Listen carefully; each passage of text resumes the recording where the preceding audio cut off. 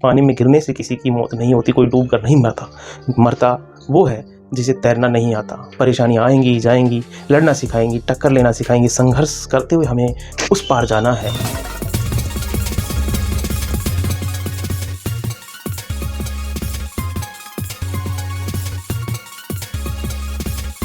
Health, wealth, relationship, parenting and productivity के लिए देखिए ओपी बागड़ी शो।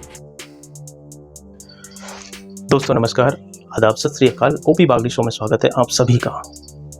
कल मैं अपने बेटे के साथ कहीं जा रहा था तो वह किसी भिखारी को देखकर कहने लगा कि पापा, ये लोग इतने दुखी और परेशान क्यों हैं? क्या इन्होंने कोई गलती की है जिसकी वजह से इनको भीख मांगना पड़ रहा है? क्या दिक्कत रही होंगी इनकी ज़िंदगी में जो इतनी हार्ड सिचुएशन से इनको सामना करना पड़ रहा है?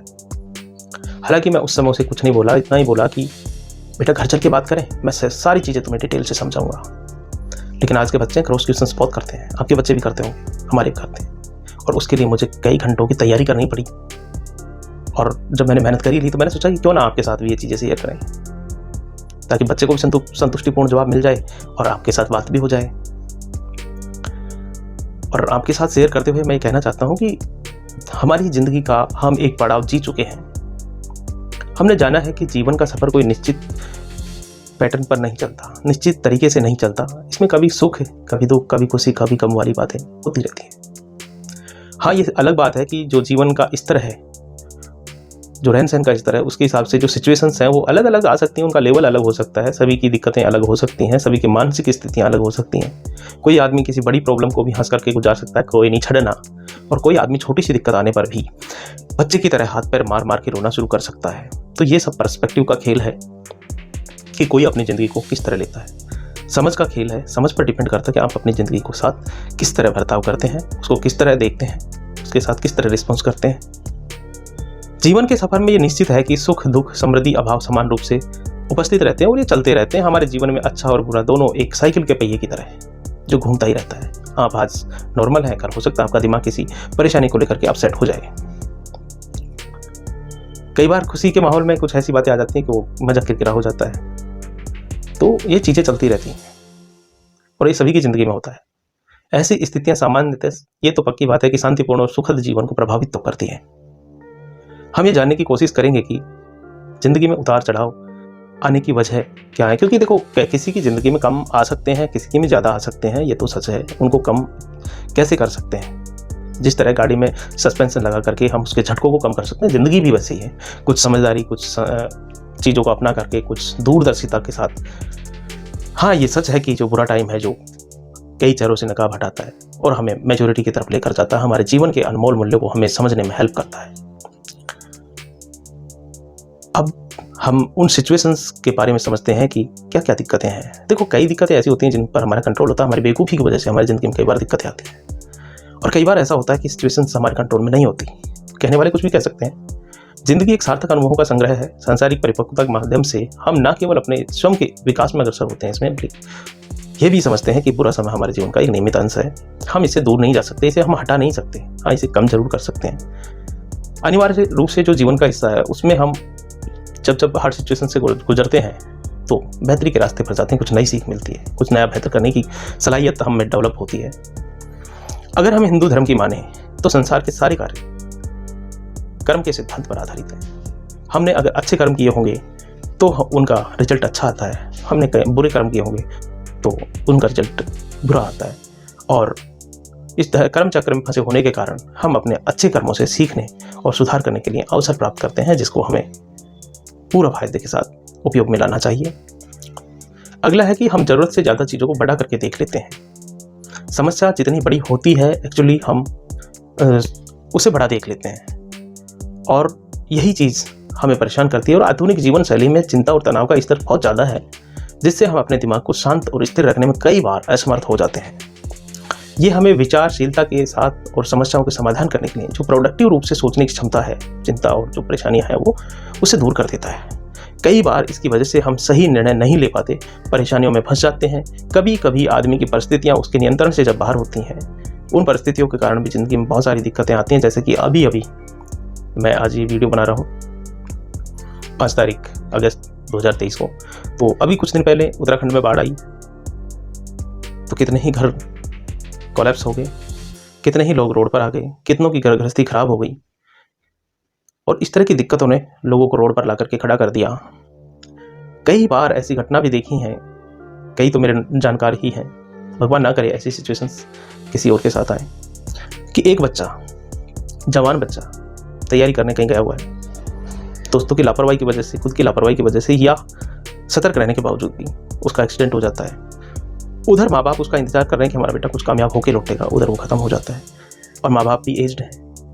तो इसके दूरगामी जो परिणाम है उनको हम समझ नहीं सकते, उनको वही जानते हैं जिनके साथ बीती है। तो कभी, और दूसरा कि कभी कभी हमारे द्वारा जो गलत निर्णय ले लेते हैं, हम गलत लोगों की संगति में आ जाते हैं, गलत लोगों के साथ दोस्ती कर लेते हैं, गलत लोगों के साथ रिश्ते स्थापित करते हैं, तो उसमें भी देखो गेहूं के साथ फिर गुण पिसता है। ऐसे में जिस संगति में आप रहोगे उसका जरूर आप पर असर पड़ेगा। ऐसा नहीं है कि आप संगति गलत लोगों कर रहे हैं और आप पर असर ना पड़ेगा। कुछ ऐसी परिस्थितियां जैसे कि कोविड-19 आया था, कितने ही लोग प्राइवेट जॉब कर रहे थे अच्छे पैकेज के साथ विदेशों में, कुछ देश में। जो बेचारे कमजोर, थोड़ा कम इनकम ग्रुप वाले थे, वो छोटा मोटा मकान लेकर के अपने शहर में रह रहे थे, उनकी नौकरी छूट गई, टाइम पर किस्तें नहीं लगी, उनको अपना जो मकान था, जीवन भर की कमाई थी, वो छोड़नी पड़ी। इसी तरह 2008 में जब मंदी का दौर था तो बड़े बड़े धुरंधरों की नौकरी चली गई, जिनके बच्चे बड़ी महंगी स्कूलों में पढ़ते थे, महंगी सोसाइटी में रहते थे, उनके साथ इतना बुरा वक्त आया था, इतनी हार्ड सिचुएशंस आई थी कि बिना कमाई के वो अपना स्टैंडर्ड अफोर्ड नहीं कर पाया। कई लोगों ने तो जो नहीं करना था उससे हद तक भी चले गए थे, कईयों की गृहस्थी टूट गई, कईयों के बच्चों का सपना अधूरा रह गया, कितने ही लोगों की शादी टूट जाती हैं। आप जानते हैं आज के ज़माने में कितना बुरा हाल है। कई बार जैसा मैंने पहले जिक्र किया कि किसी प्रियजन की मृत्यु हो जाती है। तो इन तमाम चीज़ें हमारी प्रोडक्टिविटी और मानसिकता को विक्षिप्त करने वाली होती हैं। हम ये नहीं कह सकते कि फला आदमी तो झेल निकला, तुमने नहीं झेला। सबका अपना अपना कैपेसिटी है, कोई किसी चीज़ को झेल जाता है, कोई परिस्थितियों को तोड़ देता है, तो कोई परिस्थितियों से टूट जाता है। तो हम किसी के बारे में जजमेंट नहीं कर सकते। बेवकूफ़ी है कि तुमने गलत किया, तुमने से नहीं यार, क्यों, सबकी अपनी अपनी परिस्थितियाँ हैं, परिस्थिति के हिसाब से हर आदमी बेहतर करने की कोशिश करता है। अब तक हमने इस पर बात कर ली कि कौन कौन सी परिस्थितियाँ हैं जिनकी वजह से कुछ कंट्रोल्ड है, कुछ अनकंट्रोल्ड है, जिनकी वजह से ये दिक्कतें आती हैं। देखो, ये तो आप समझ लो कि हर सिचुएशंस आएंगी, बस उनका जो झटका है, जो शौक है, अगर आपने शौकर डेवलप कर लिए, जैसे गाड़ी में होते हैं शौकर, तो आपको कम झटका लगेगा। लेकिन अगर आप वही अल्हड़पने से जी रहे हैं, आपने कुछ सीखा नहीं है, तो फिर आपकी ज़िंदगी को झकझोर करेंगे ही करेंगे। दिक्कतें आएंगी, ऐसे वक्त में तुम्हें हार नहीं माननी। कितने भी मुश्किलें आ जाएं, हमें आगे बढ़ते रहना है, लक्ष्य को प्राप्त करना है, उम्मीद हमेशा कायम रखनी है, भगवान पर भरोसा रखना है। ज़रूरत पड़े तो दूसरों से मदद लेना सीखें। ये हमारे उसमें नहीं है, हमारे समाज में ये चीज़ें नहीं है कि जब परेशान हो तो हम किसी की मदद लें। अच्छा नहीं माना जाता कि ये फिर मेरे से दुगना बदला लेगा। भैया, जब ज़रूरत पड़े तो मदद लेनी नहीं चाहिए। ज़्यादातर लोग ऐसे वक्त पर मदद करके खुशी का अनुभव करते हैं। अपने आप को सहज और स्वाभाविक रखने की कोशिश करें कि कुछ तो अच्छा होगा, जो चीज़ मेरे कंट्रोल में नहीं है, ऊपर वाला कुछ तो सोच करके कर रहा होगा। अपने फैमिली के साथ प्यार और प्रेम, अच्छे संबंधों के साथ रहें, दोस्तों के साथ बातचीत करें, मन की खुल के बात करें, उनके साथ घूमने जाएं।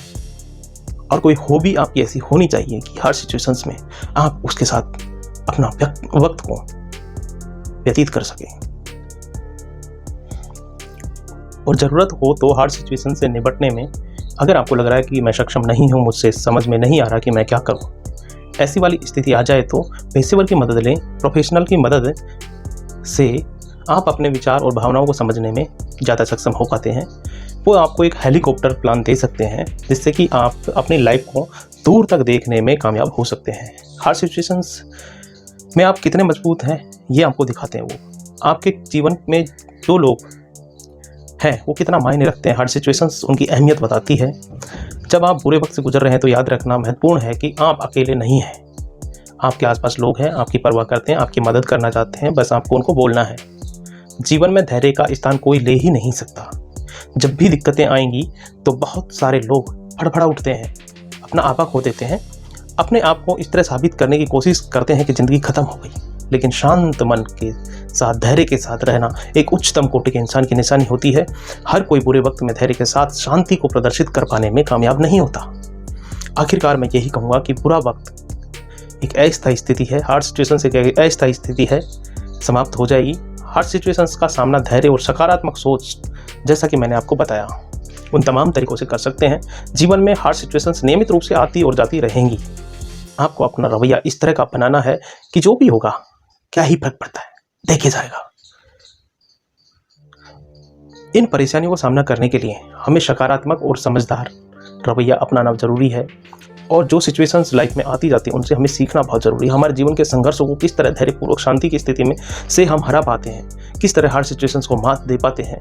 आखिर मैं जाते जाते मैं यही कहूँगा कि पानी में गिरने से किसी की मौत नहीं होती, कोई डूब कर नहीं मरता वो है जिसे तैरना नहीं आता। परेशानियाँ आएंगी जाएंगी, लड़ना सिखाएंगी, टक्कर लेना सिखाएंगी, संघर्ष करते हुए हमें उस पार जाना है।